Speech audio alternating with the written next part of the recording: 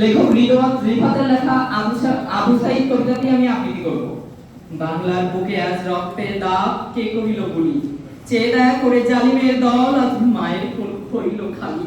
কত স্বপ্ন দেখেছিল বাবা, ছেলের ভবিষ্যৎ হবে উজ্জ্বল, সেই ছেলের ভেলনি মেরে আহারে খুনির দল। 16ই জুলাই আমি সেই ছেলের কথাই বলছি, কেমনে বলিব সখা চোখের পানিতে ঢলছি। যার গায়ে ছিল কালো গেঞ্জি, হাতে ছিল লাঠি, বুক ভরা ছিল অঢেল বিশ্বাস, তার ইমাম ছিল খাঁটি।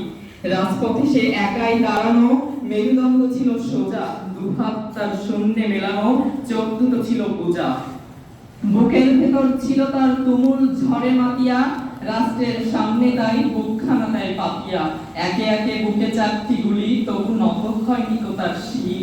এ যেন নজরুলের লেখা বিদ্রোহী কবিতার মহান বীর।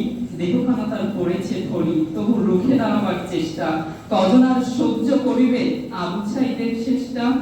আসিল ছুটে কজন মিত্র, তাকে করিল ধরাধরি। বোন আছে পথে, ভাই ফিরতে পারি। আবু সাঈদ এবার শহীদ হলো, মা হারালো পুত্র। এই কি তবে মুক্তিযুদ্ধ, স্বাধীন বাংলার সূত্র? আমরা তো কার রক্ত চাইনি, চেয়েছি অধিকার। তোরা আজ মোদের বানিয়ে দিলি সন্ত্রাসী রাজাকার। ধন্যবাদ।